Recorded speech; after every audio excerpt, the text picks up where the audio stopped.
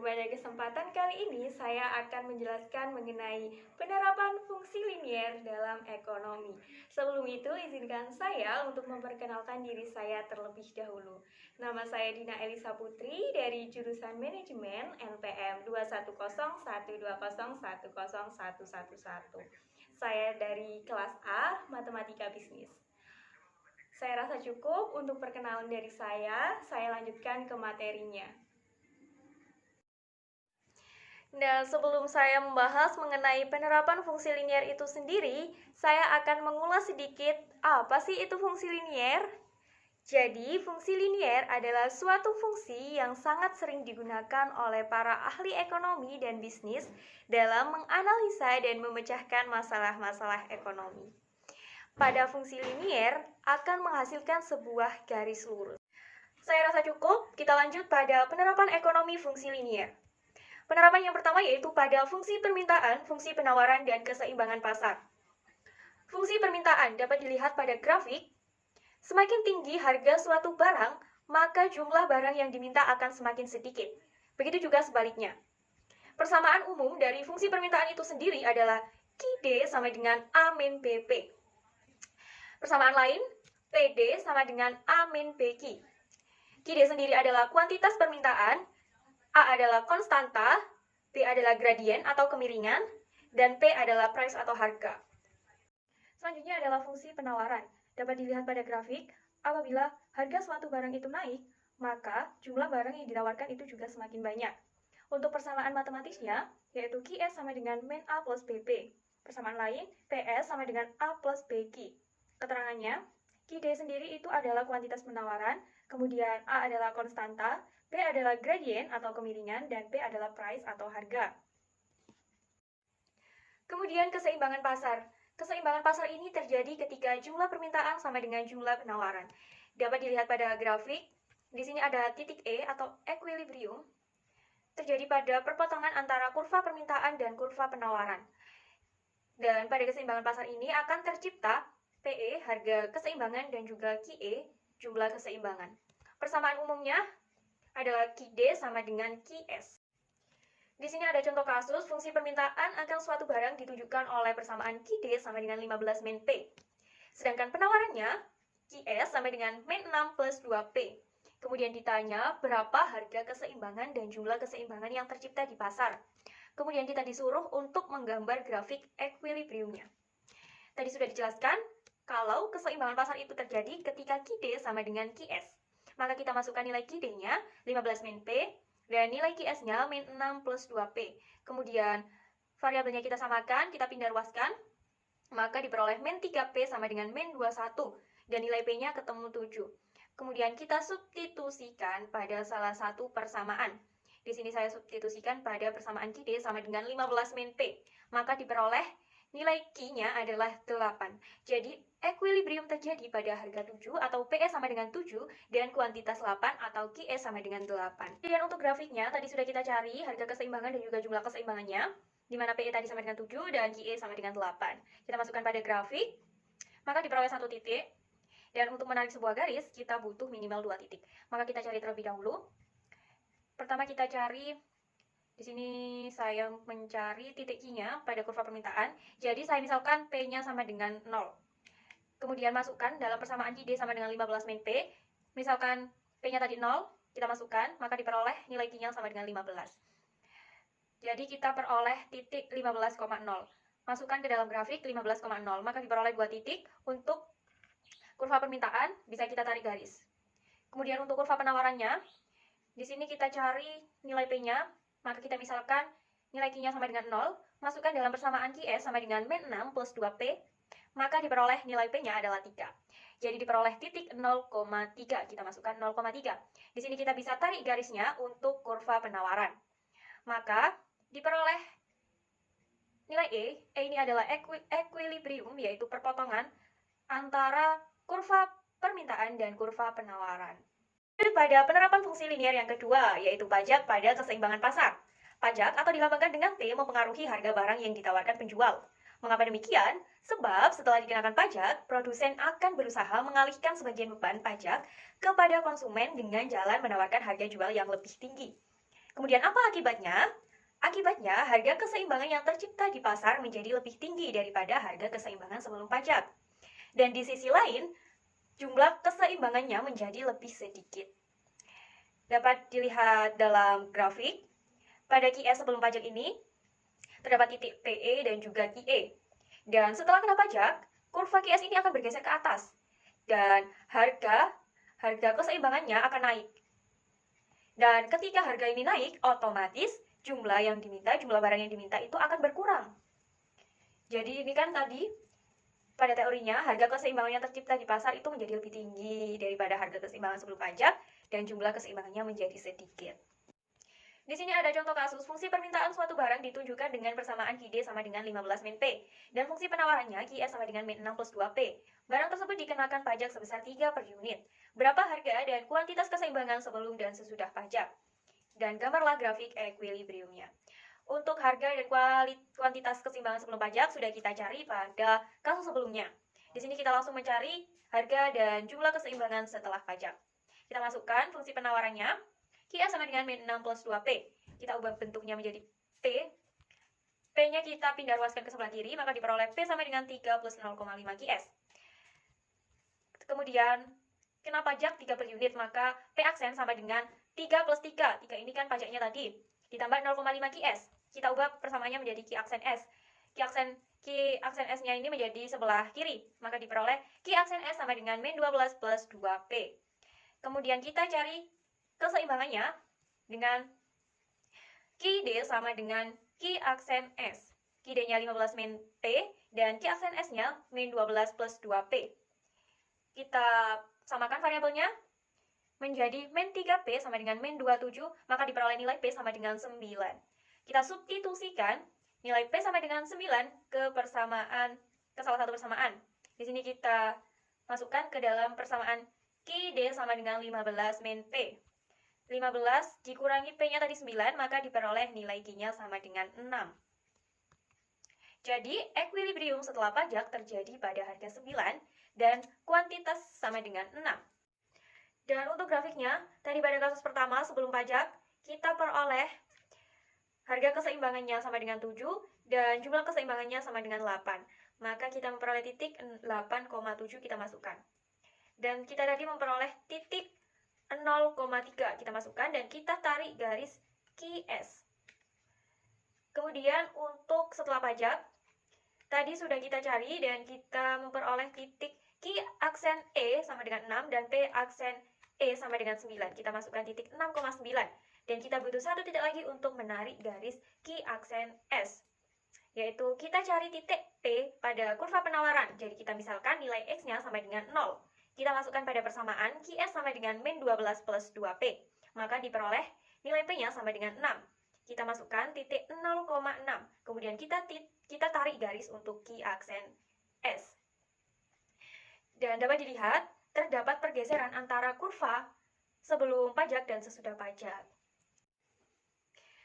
Lanjut pada penerapan fungsi linear yang ketiga, yaitu subsidi pada keseimbangan pasar. Subsidi mempengaruhi harga barang yang ditawarkan penjual. Mengapa demikian? Sebab dengan adanya subsidi, produsen merasa ongkos produksinya menjadi lebih kecil, sehingga ia bersedia untuk menjual lebih murah. Apa akibatnya?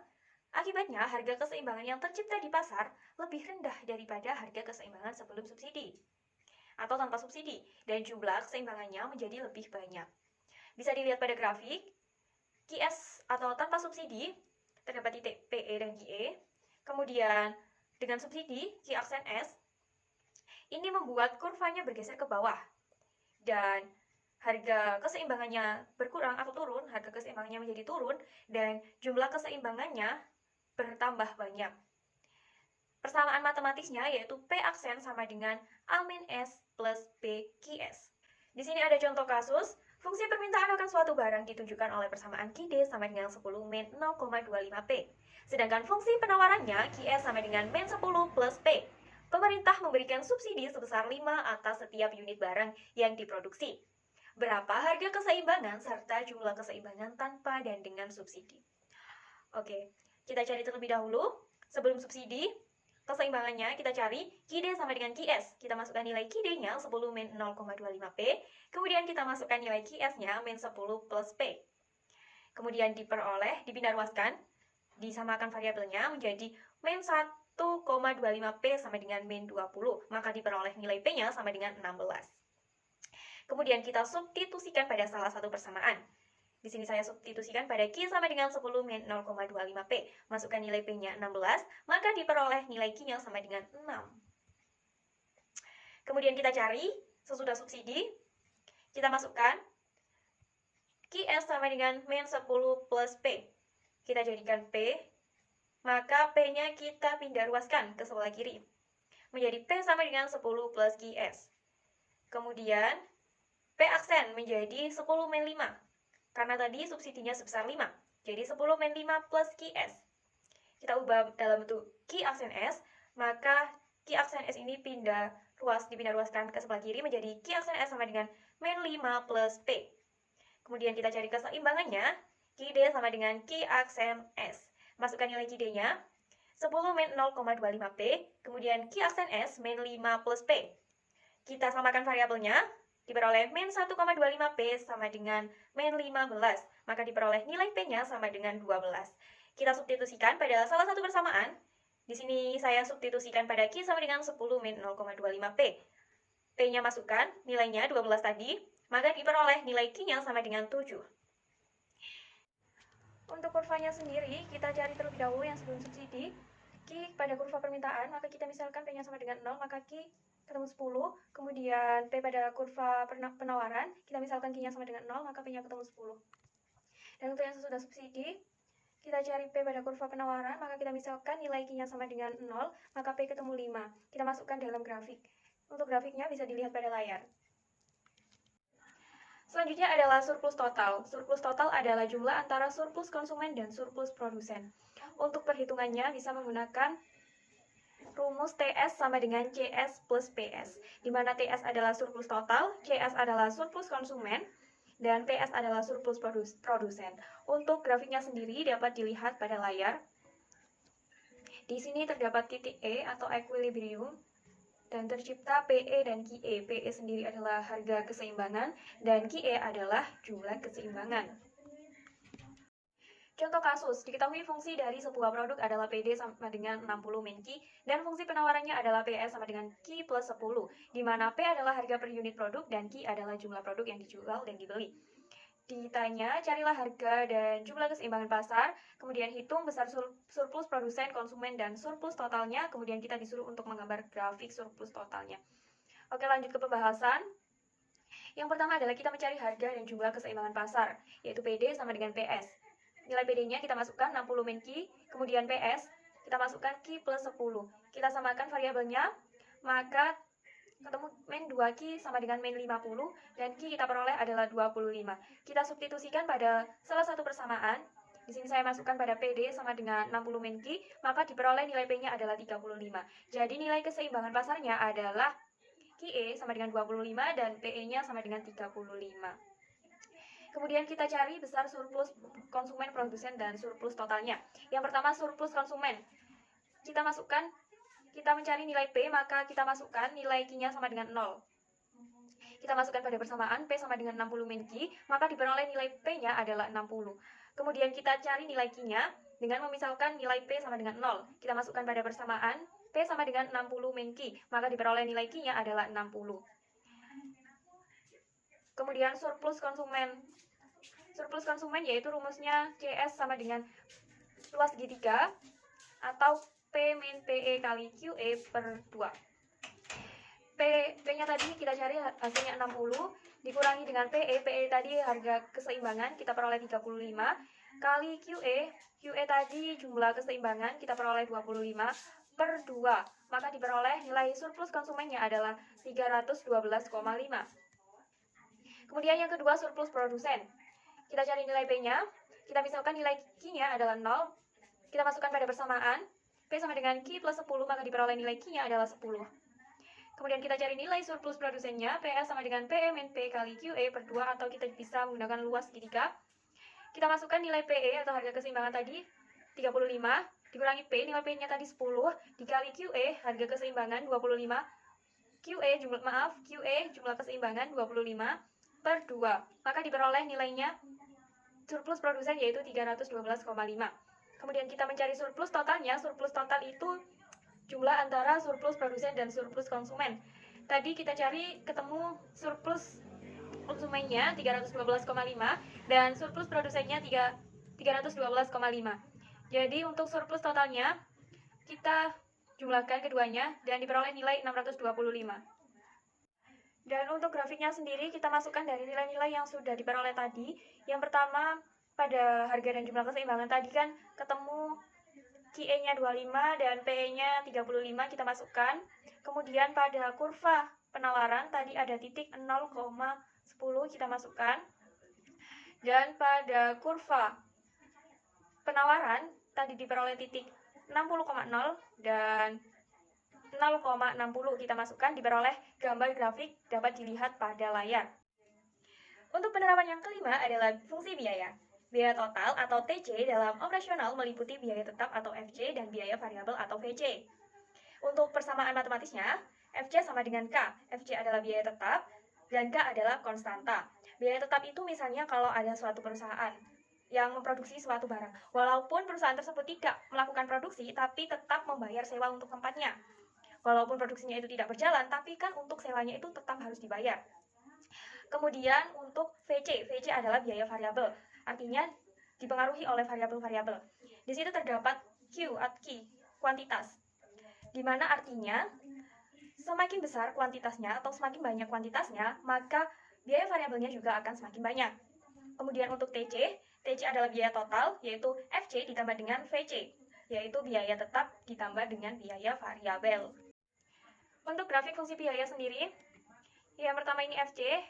FC adalah biaya tetap. Biaya tetap FC itu sama dengan K. FC ini membentuk suatu garis datar. Karena dia biaya tetap, artinya itu tetap nggak berubah, jadi membentuk garis datar. Kemudian FC. FC tadi dipengaruhi oleh Q, kuantitas. Artinya ketika kuantitasnya itu maksudnya tidak memproduksi barang, artinya Q-nya 0, maka biaya variabelnya itu juga 0. Jadi itu pasti dimulai dari 0. Sedangkan untuk TC itu adalah biaya total. Biaya total itu pasti dimulai dari titik ini, K ini. Karena walaupun kita tidak memproduksi suatu barang, kita itu tetap membayar biaya tetap. Ada biaya tetap yang harus kita bayar. Jadi untuk garisnya dimulai dari K. Kemudian contoh kasus. Biaya tetap yang dikeluarkan oleh suatu perusahaan sebesar 20.000, sedangkan biaya variabelnya ditunjukkan oleh persamaan VC sama dengan 100 Q. Tunjukkan persamaan dan kurva biaya totalnya. Kemudian ditanya lagi berapa biaya total yang dikeluarkan jika perusahaan tersebut memproduksi 500 unit barang. Oke, kita ke pembahasannya. Diketahui FC sama dengan 20.000, VC sama dengan 100 Q. Kemudian kita cari persamaannya. TC sama dengan FC plus VC, 20.000 ditambah 100 Q. Jadi persamaannya 20.000 plus 100 Q. Kemudian jika produksinya tadi 500 unit, maka kita masukkan FC sama dengan 100 kali 500. Ketemu nilai FC-nya adalah 50.000. Kemudian kita cari biaya totalnya, yaitu FC plus VC, 20.000 ditambah dengan 50.000, maka diperoleh 70.000. Kita untuk grafiknya ini, dari nilai tersebut kita masukkan ke dalam grafik. Tadi untuk biaya tetapnya 20.000, kemudian untuk biaya variabel 50.000, dan untuk biaya totalnya 70.000. Dan kuantitasnya tadi 500. Jadi diperoleh grafik seperti yang ada pada layar. Sekian sedikit penjelasan dari saya. Apabila ada kesalahan maupun kekurangan, saya mohon maaf yang sebesar-besarnya. Wassalamualaikum warahmatullahi wabarakatuh.